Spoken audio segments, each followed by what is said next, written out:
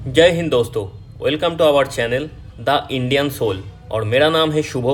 और आज हम लोग डिस्कस करने वाले हैं इजराइल और ईरान के बीच में जो वार चल रहा है, जो जंग चल रहा है, उसी को लेके आज हम लोग डिस्कस करने वाले हैं। तो इजराइल और ईरान के बीच में जो दुश्मनी है, इसको समझने से पहले हमें थोड़ा सा आगे हिस्ट्री को मालूम करना पड़ेगा।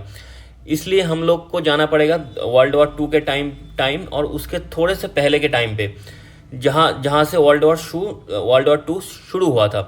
सबसे पहले अगर दुनिया के मैप में हम लोग देखें तो ये छोटा सा मिडिल ईस्ट के अंदर ये छोटा सा जो देश है वो इजराइल, और ये जो देश है ये अफगानिस्तान के बिल्कुल पास में ये है ईरान। हिस्ट्री ये कहता है कि वर्ल्ड वॉर 2 शुरू हुआ था जर्मनी के जो डिक्टेटर थे एडोल्फ हिटलर, उनकी एक्सपेंशनिस्ट पॉलिसी की वजह से वर्ल्ड वॉर 2 शुरू हुआ था। उस टाइम क्या था, वर्ल्ड वॉर 2 शुरू होने से पहले पूरी दुनिया के अंदर ब्रिटेन, फ्रांस, इन ज़्यादातर यूरोपियन जो कंट्रीज थे जर्मनी छोड़ के, उनका ज़्यादा कॉलोनी था पूरे दुनिया के अंदर।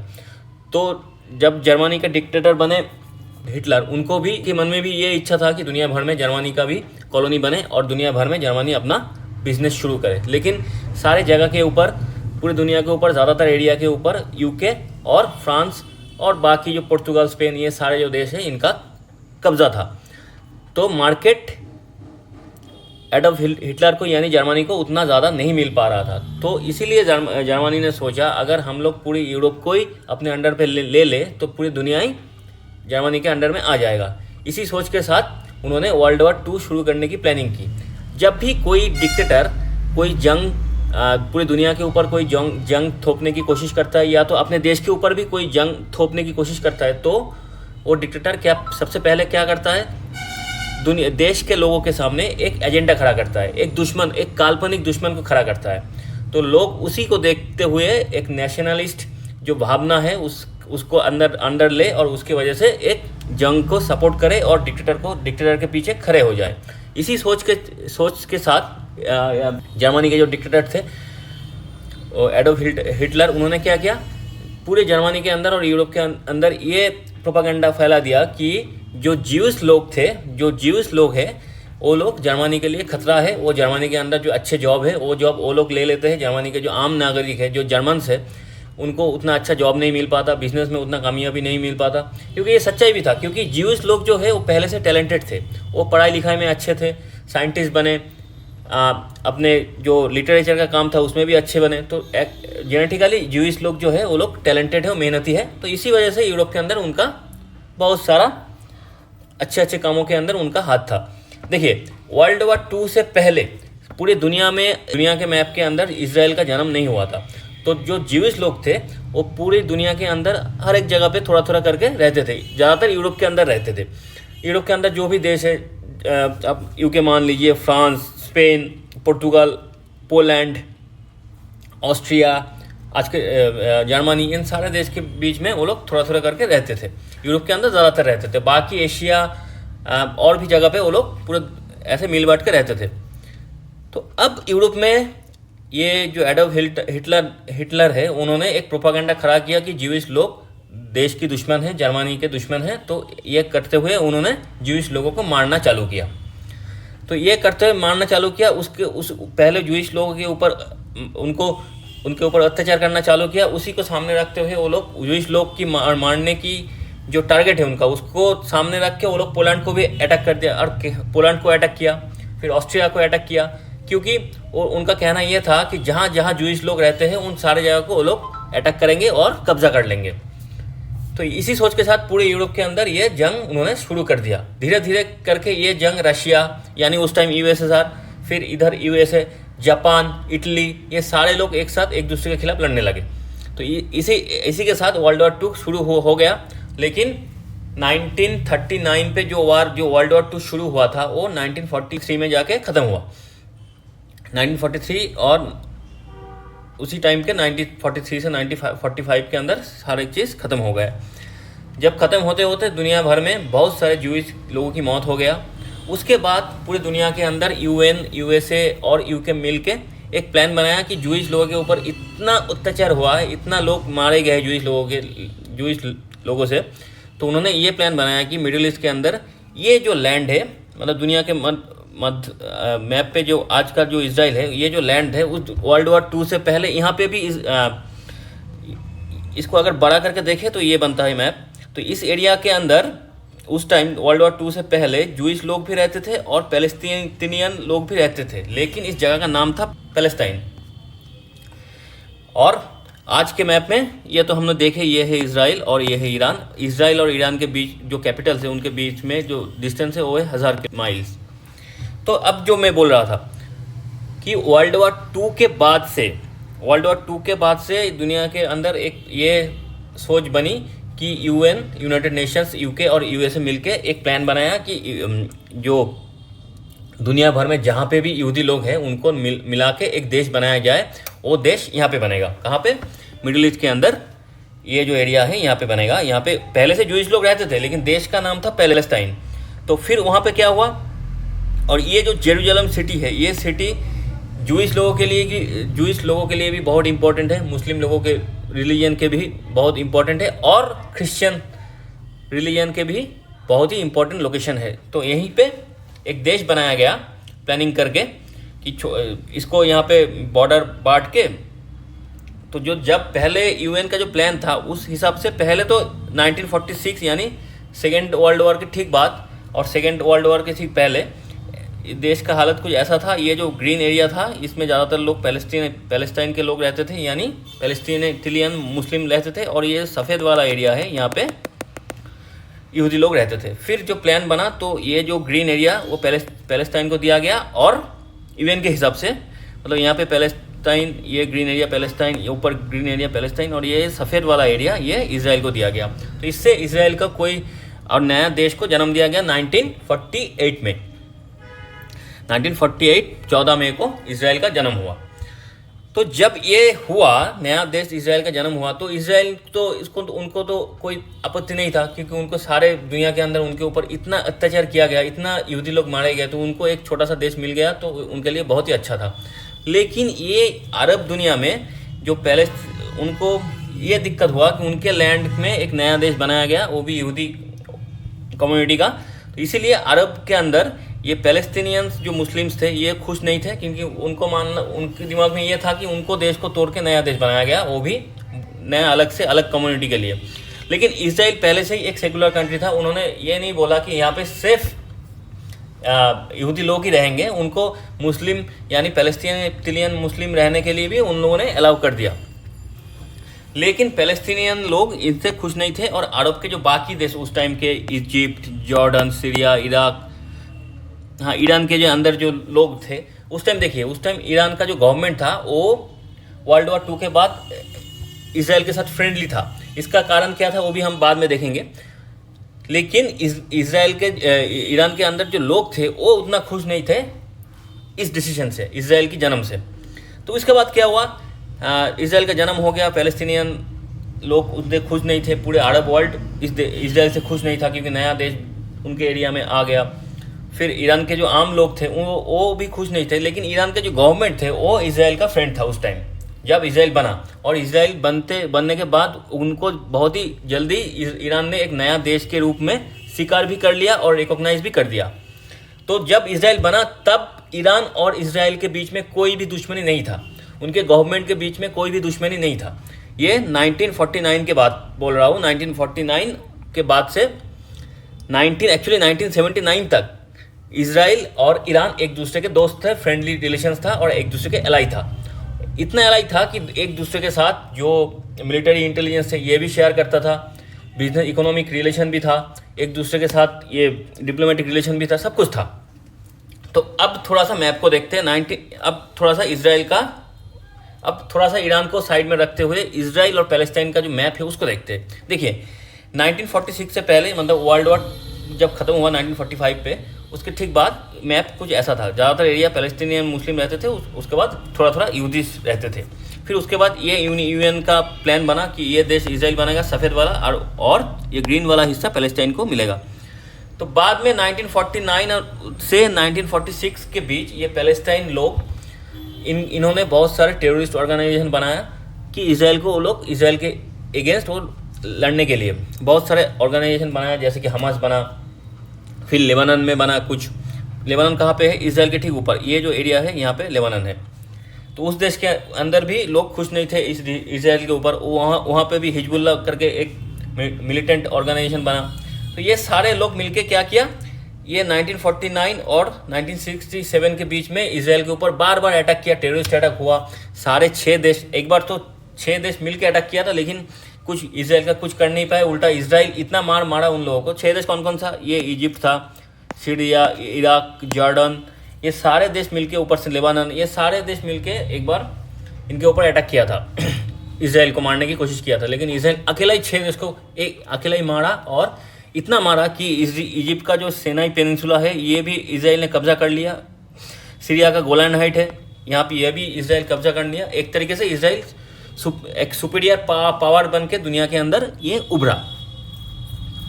उसके बाद से इसराइल ने देखा कि वो उनके जो अच्छे, मतलब उनका जो शांत स्वभाव है, वो जो चाहता है कि शांति से यहाँ पे 2 देश रहे, इसराइल और पैलेस्टाइन, ये अरब वर्ल्ड के दिमाग में नहीं जा रहा है। तो उसके बाद से इसराइल ने क्या किया, इस पैलेस्टीनियन एरिया को धीरे धीरे करके कब्जाने लगा। जंग के बाद ये गाज़ा वाला जो हिस्सा, इस साइड का जो पैलेस्टीन का जो हिस्सा था, उसमें से ज़्यादातर एरिया कब्जा कर लिया। थोड़ा बहुत हिस्सा गाज़ा के लिए छोड़ दिया, ये वाला हिस्सा जो है गाज़ा बोलते हैं इसको। फिर पैलेस्टीन का जो मेन वेस्ट बैंक का जो हिस्सा, इस एरिया को वेस्ट बैंक बोलते हैं। तो इस हिस्से में भी थोड़ा थोड़ा करके कब्जा करके आज का जो मैप है वो कुछ ऐसा है कि ज़्यादातर हिस्सा अब इसराइल ने ले लिया, और थोड़ा बहुत हिस्सा छोटा छोटा करके ऐसे कॉलोनी टाइप का हिस्सा पैलेस्टाइन के लिए रह गया। बाकी पूरा एरिया इसराइल ने अपने अंडर में ले लिया, क्योंकि इसराइल पहले ये सब नहीं करना चाहता था। लेकिन उनके ऊपर इतने बार टेररिस्ट अटैक हुआ, उनके एथलीट जो जर्मनी म्यूनिख में ओलंपिक खेलने गए थे, उनको भी किडनैप किया गया, मारा गया। फिर इसराइल के ऊपर जंग को थोपी गई। तो ये सारे चीज़ देखते इसराइल इतना एग्रेसिव हो गया, उसके बाद से वो कब्जा करते हुए पूरा एरिया ही कब्जा कर लिया। तो ये जब चल रहा था, चलते चलते क्या हुआ, अब थोड़ा थोड़ा करके इसराइल और ईरान का दुश्मनी शुरू होता है। कहाँ पे? देखिए, ये जब इसराइल ऐसे ये सब एरिया कब्जा रहा था, उस टाइम क्या चल रहा था ईरान के? देखिए, आम जनता जो है वो इसराइल से खुश नहीं था, लेकिन ईरान का जो गवर्नमेंट था, ईरान का जो गवर्नमेंट था 1979 से पहले, वो इसराइल का एलाई था, स्ट्रेटेजिक अलायंस था उनके साथ। वो गवर्नमेंट किनके अंडर था? अंडर शाह के था, अंडर शाह। ये शाह जो इंसान थे, ये इसराइल के एलाई थे, और यूएसए का भी एक एलाई थे। मान लीजिए यूएसए और इसराइल के दोस्त ही थे, उनके पपेट गवर्नमेंट था, जो भी है। तो एक दूसरे के साथ इसराइल और Iran intelligence, economic, military operation सारे कुछ करता था। लेकिन 1979 में क्या हुआ? ईरानियन रिवॉल्यूशन हुआ। मतलब ये जो शाह थे, इनको भागना पड़ा देश छोड़ के, जान बचा के, और ईरानियन रिवॉल्यूशन हुआ क्योंकि आम लोग जो थे वो इनके ऊपर खुश नहीं थे, और इनके जो इसराइल और यूएसए के साथ जो दोस्ती था, इसको लेके भी ईरान के जो आम लोग हैं, जो नॉर्मल पब्लिक है, जो कॉमन पब्लिक है, वो खुश नहीं थे। इसीलिए ईरानियन रिवॉल्यूशन हुआ, सारे पब्लिक इनके सपोर्ट में आ गया। आयतुल्लाह खमेनी करके एक सुपीरियर रिलीजियस लीडर था ईरान के अंदर, उनके पीछे पूरी पब्लिक की सपोर्ट आ गया, और वो 1979 ईरानियन रिवॉल्यूशन होने के बाद ईरान के पावर में आ गया, और ईरान एक कट्टर इस्लामिक स्टेट बन गया।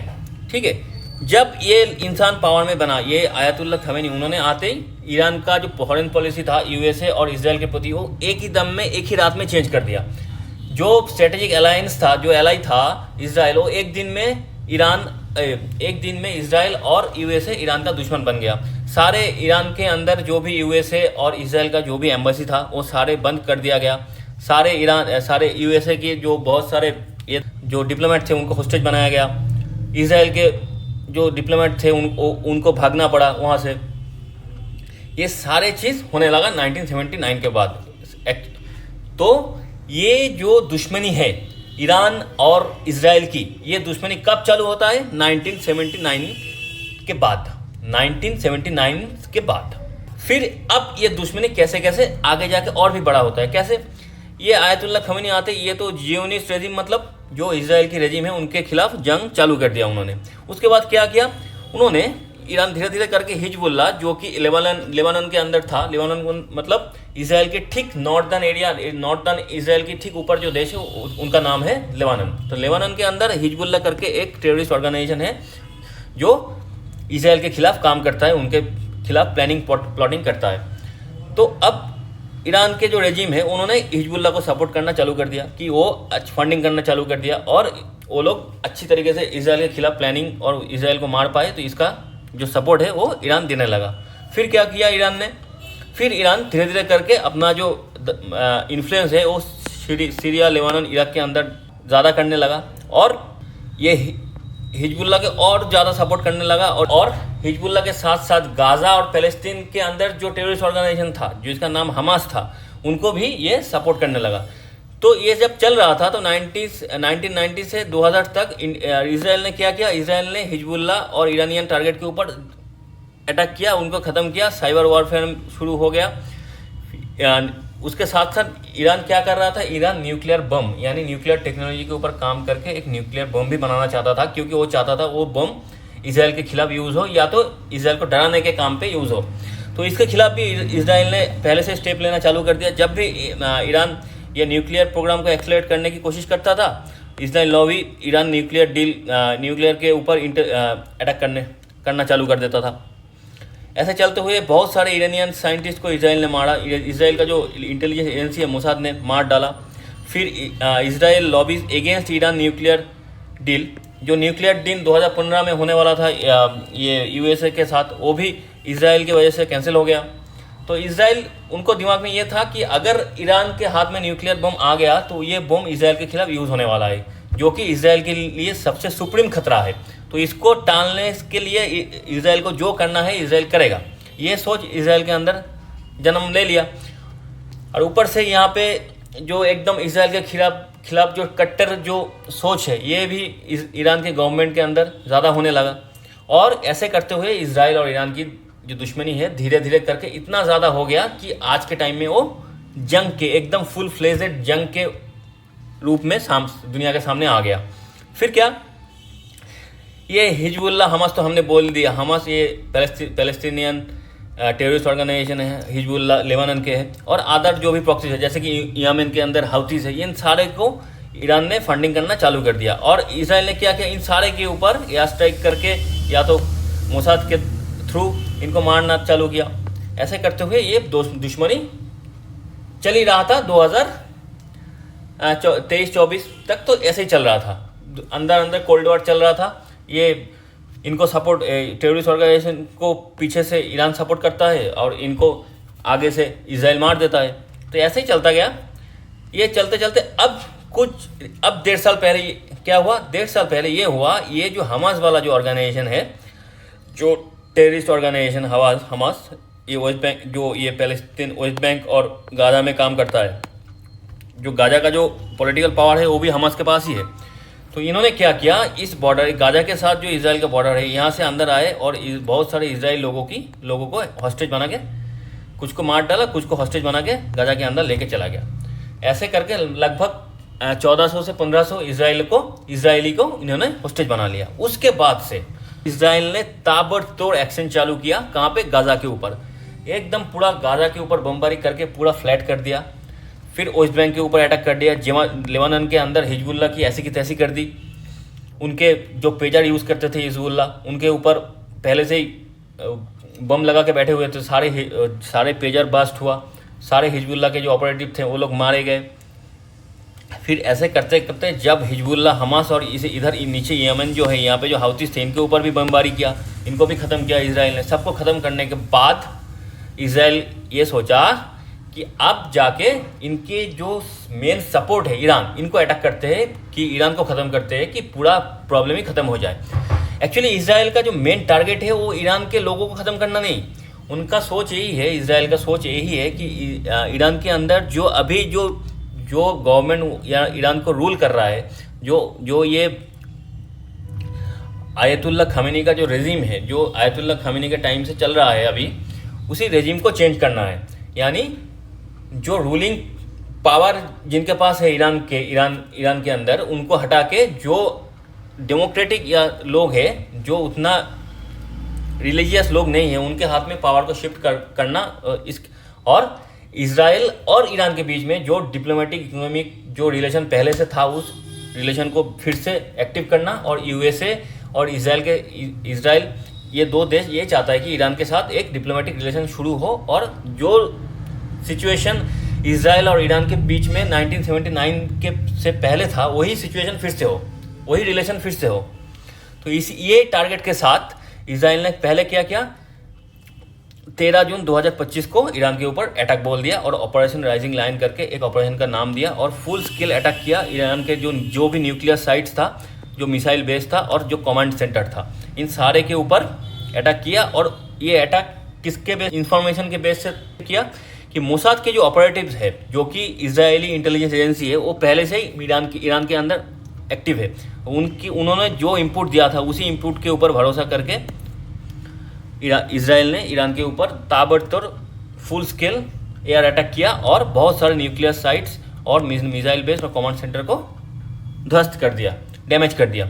ईरान का कहना ये, इसराइल का कहना ये है कि अगर इसराइल ईरान के ऊपर अभी 13 जून को अटैक नहीं करता तो अगले 15 दिन के अंदर ईरान एक न्यूक्लियर बम बना लेता और जो कि इसराइल के ऊपर वो यूज़ करता। इसीलिए प्रीएम्प्टिव स्ट्राइक करते हुए 13 जून 2025 को इसराइल ने ये अटैक किया। उसके बाद क्या किया, जो होना था वही हुआ। ईरान ने रिस्पॉन्स किया, ऑपरेशन ट्रू प्रॉमिस 3 करके एक ऑपरेशन लॉन्च किया। उसके चलते हुए 150 बैलिस्टिक मिसाइल ईरान और 100 ड्रोन के साथ फायर कर दिया कि इसराइल के ऊपर। उनमें से ज़्यादातर को इसराइल ने रोक लिया अपने जो एयर डिफेंस सिस्टम है, लेकिन कुछ तो अगर 150 मारे हैं, अगर आप 130 भी रोक लिए तो फिर भी 20 बैलिस्टिक मिसाइल तो आपके ऊपर गिरेंगे। और इसराइल देश उतना बड़ा है नहीं, उनके बहुत सारे इंफ्रास्ट्रक्चर एक दूसरे के आजू बाजू है। तो जब कुछ बैलिस्टिक मिसाइल इसराइल के ऊपर गिरा तो थोड़ा बहुत इसराइल का भी बहुत सारा डैमेज हुआ, जैसे कि एयरबेस कुछ डैमेज हुआ, तेल अवीव में बहुत सारा रेजिडेंशियल एरिया डैमेज हुआ, फिर एक न्यूक्लियर साइट भी डैमेज हुआ। ये सारी चीज़ इसराइल के अंदर हुआ। फिर क्या, फिर अगले 16 जून से 17 जून तक इसराइल ने बोला कि फिर इसराइल ने ईरान के ऊपर फिर से ये एयर अटैक किया, बहुत सारे मिसाइल ड्रोन इसराइल ने भी ईरान के ऊपर, तेहरान के ऊपर बहुत जगह पे डैमेज कर दिया, बमबारी किया। फिर इसराइल ने ये बोल दिया कि जितना भी सिविलियंस तेहरान में रहते हैं वो लोग तेहरान छोड़ के बाहर चले जाए, क्योंकि तेहरान के ऊपर यानी ईरान के जो कैपिटल है तेहरान, उनके ऊपर इसराइल बहुत ज़्यादा अटैक करने वाला है, बहुत ज़्यादा बमबारी करने वाला है। तो इसीलिए वो इसराइल पहले से ही वार्निंग दे दिया जो तेहरान के जो आम इंसान हैं उनको कि वो तेहरान छोड़ के चले जाए। तो ये वार्निंग जब आया उसके साथ बेंजामिन नेतन्याहू जो इसराइल के जो प्राइम मिनिस्टर है, उन्होंने ये भी बोल दिया कि वो लोग आम जो ईरानियंस हैं उनके साथ इसराइल का कोई दुश्मनी नहीं है, उनको वो मारना नहीं चाहते, वो चाहते हैं बस रेजिम चेंज, कि ईरान के पावर में जो लोग बैठे हुए हैं, जो इस्लामिस्ट कट्टर इस्लामिस्ट लोग जो बैठे हुए हैं उनको हटाना। ये है इसराइल का जो एजेंडा है, वो यही है। फिर इस जंग के अंदर अगर जंग ज़्यादा देर तक चला तो बाहर के जो थर्ड पार्टी वो भी कूदेंगे।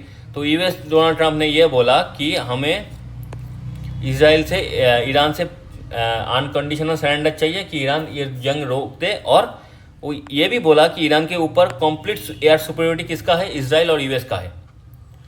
मतलब इनका मतलब ये है ईरान के जो एयर स्पेस है उसके अंदर इसराइल और यूएसए का जो भी फाइटर प्लेन है वो कभी भी जाके बमबारी कर सकता है। तो ये सारी चीज़ चल रहा है।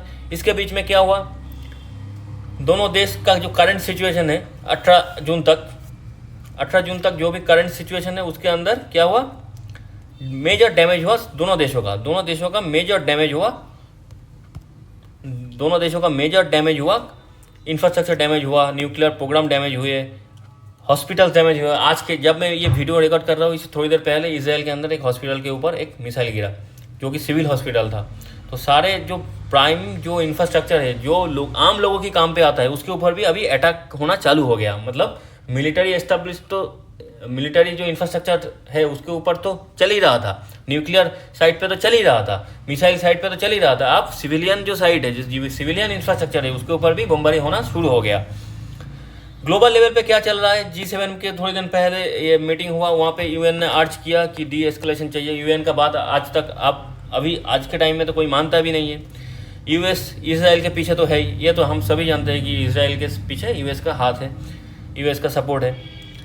अब जब जंग लंबा चलता है ना, तब बहुत सारे सुपर पावर उस जंग के अंदर अपने अपने जो एजेंडा है उसको फुलफिल करने के लिए कूद पड़ता है, पीछे से सपोर्ट देना चालू हो जाता है। फिर जब यूएस इसराइल को सपोर्ट करेगा तो रशिया और चाइना भी चुप नहीं रहेगा, ये भी ईरान को सपोर्ट करना चालू कर दिया। चाइना तो खुल के सामने आ गया, लेकिन ऊपर से बोल रहा है कि हमें पीस टॉक चाहिए। जो भी है, अब साइबर अटैक भी होना चालू हो गया। प्रॉक्सी जो थे इराक, सीरिया, लेबनान के अंदर जो ईरान के इसराइल के खिलाफ काम करते हैं वो लोग भी एक्टिव हो गया।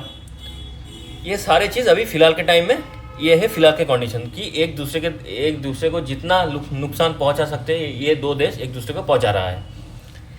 अब करंट सिनारियो के हिसाब से अब हालत ऐसा है कि अभी डर ये है कि ये जो जंग अभी शुरू हुआ है इसराइल और ईरान के बीच में, ये वर्ल्ड वॉर 3 में ना तब्दील हो जाए। देखिए, अब ये जंग में धीरे धीरे करके जो सुपर पावर देश है जैसे कि यूएसए, वो आ रहा है, वो घुसने वाला है इस जंग के अंदर। अगर यूएसए घुसेगा तो रशिया, चाइना चुप नहीं बैठेगा, ये भी अपना दुनिया के अंदर अपना दबदबा दिखाना चाहता है, ये भी हालांकि इंडिया भी एक सुपर पावर है, लेकिन हमेशा हम लोगों के कल्चर में जंग है ही नहीं। जब भी हम जंग किए हमारे ऊपर जंग को थोपा गया है, तो इसीलिए हम सीधा जाके तो जंग के अंदर नहीं जाएंगे, हम जंग से दूरी रहेंगे, जितना हो सके न्यूट्रल रहेंगे।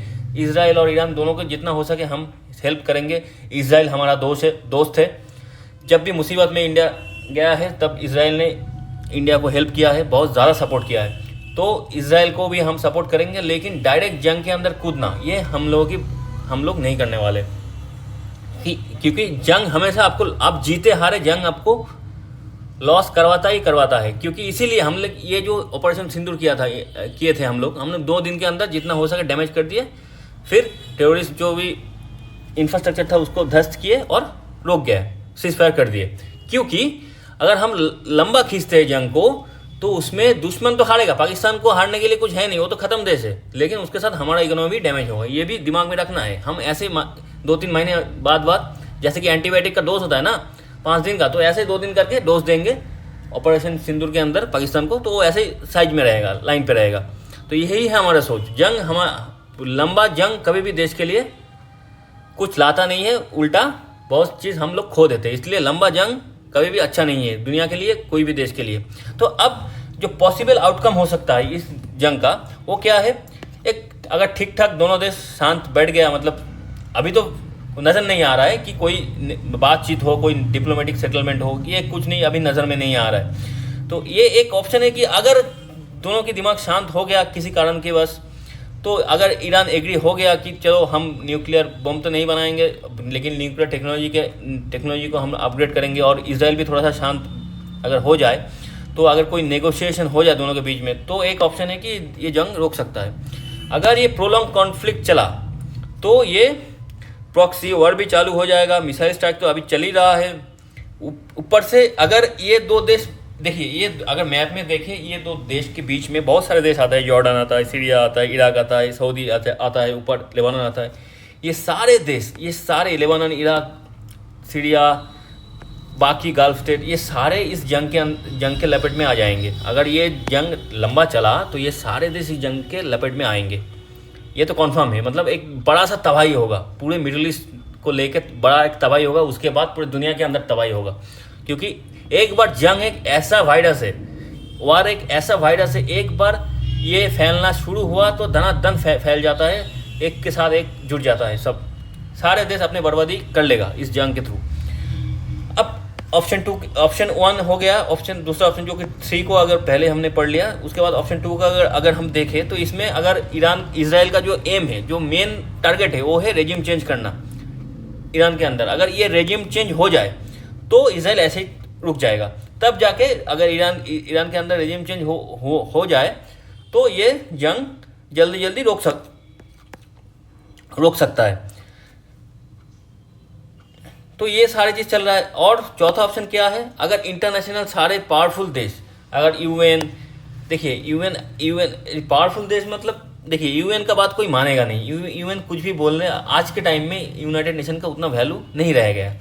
अगर पावरफुल इंटरनेशनल मीडिएशन अगर उसी देश कर सकता है जो बहुत ज़्यादा पावरफुल है, वो है यूएसए, चाइना, रशिया, ये सारे देश अगर मिल बट के इन दोनों को ज़बरदस्ती समझा दे, रुकवा दे, तब जाके कोई काम बन सकता है।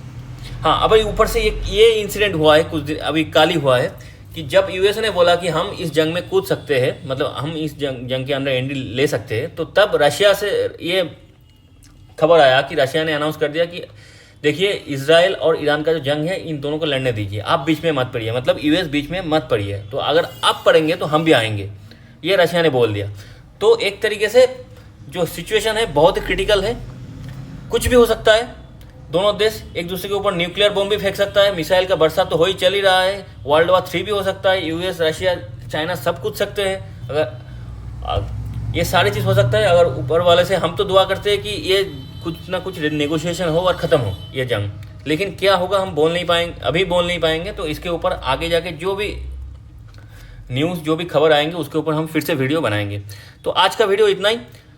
अगर आप लोगों को हमारे वीडियो, हमारी कोशिश, हमारे कंटेंट अगर अच्छे लगे तो इस चैनल को सब्सक्राइब कर दीजिएगा, जितना हो सके इस वीडियो को आप लाइक कीजिए और शेयर कीजिए अपने दोस्तों के साथ। तो आज के लिए इतना ही, थैंक यू, गुड बाय, जय हिंद।